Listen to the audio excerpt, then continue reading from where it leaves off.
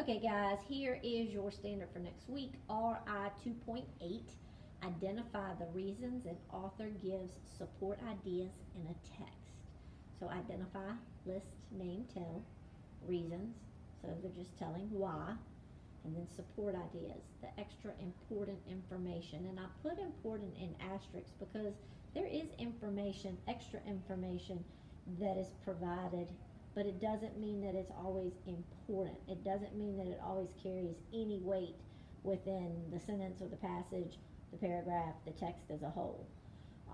So that's a really, really important piece to point out to them is it's got to be vital information that carries weight.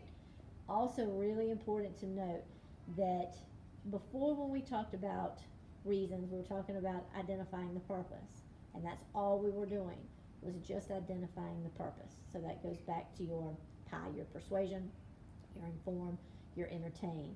But in this one, they've got to be able to justify.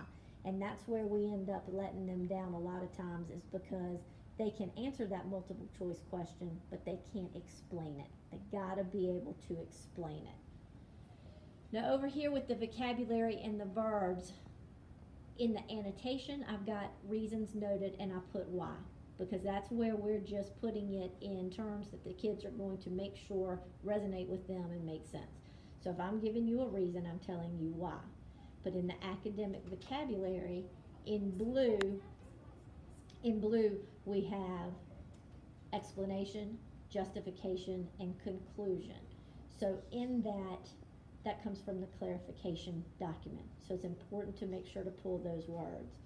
Also in the clarification document with text, it pulled argument, and then of course you've got book, photograph, film, music, art, the same ones you've always had extra from that clarification document. But argument, justifying an argument, that's an important one to remember. Description and descriptive detail, those are written in purple because those are the ones that come from the third grade. So when they're identifying, when they're explaining, they're giving description, they're giving descriptive details. And then support ideas, the supporting details in blue comes from the second grade clarification document. Then with verbs we have identify, then list, name, tell, explain, second grade, and then in purple, describe. So we want to make sure that we use that word describe. Gives and support comes directly from the second grade standard, but then in blue from the clarification document from second grade we have the process of thinking, form judgment, so they're forming a judgment, and then drawing conclusions.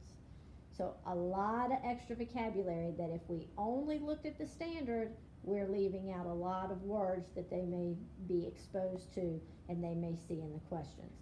So again, the biggest thing from this one in the separation from 2.6 to 2.8 is they've got to be able to explain it. Then the instructional to-dos. So again, this is from the second grade clarification document. So during a read aloud or shared reading, the teacher models thinking and identifies key ideas and points from the text, then provides the explanation, justification, reason why it was included. Students will have a copy of the passage, so it could be, say, ReadWorks or Newsella, something along those lines. The passage from Ready would work. Students mark the evidence by highlighting the key ideas and reason. That's sometimes, so in parentheses I put if tangible. There may be times where there's a reason for the information being there, but it may not be clarified, and that's where they've got to use their inferencing skills.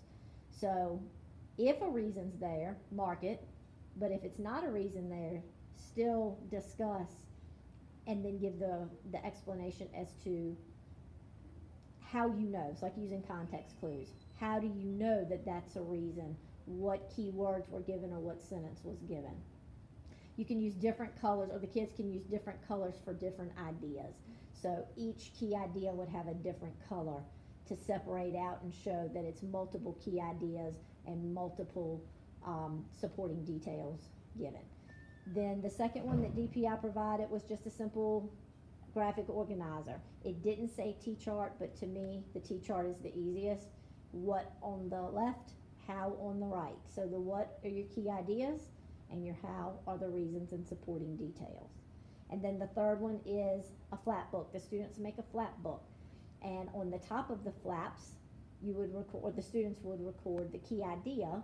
And then when they flipped that flap, underneath that flap, they would give the reason or the evidence from the author. So they would describe the reason or the evidence from the author. These are great things that once you have pushed out to the students and they know how to do it, you turn them loose, they can do it in a station. So think about how you can implement this in your stations. Break away from what you've always been doing. Put this in a station. Then you can see their thinking and know if they understand what's going on, and you haven't even had to see them. You haven't even had to be in front of their face, but you know that they do or do not understand. If you've got a group that does understand, you don't need to spend extra time with them. If you've got a group that's bombing it, spend that extra 10 or 15 minutes with them in a small group to explain, or come back and revisit it whole group. Of course, if you have any questions, let me know. It's a lot of information, but I do hope that it helps.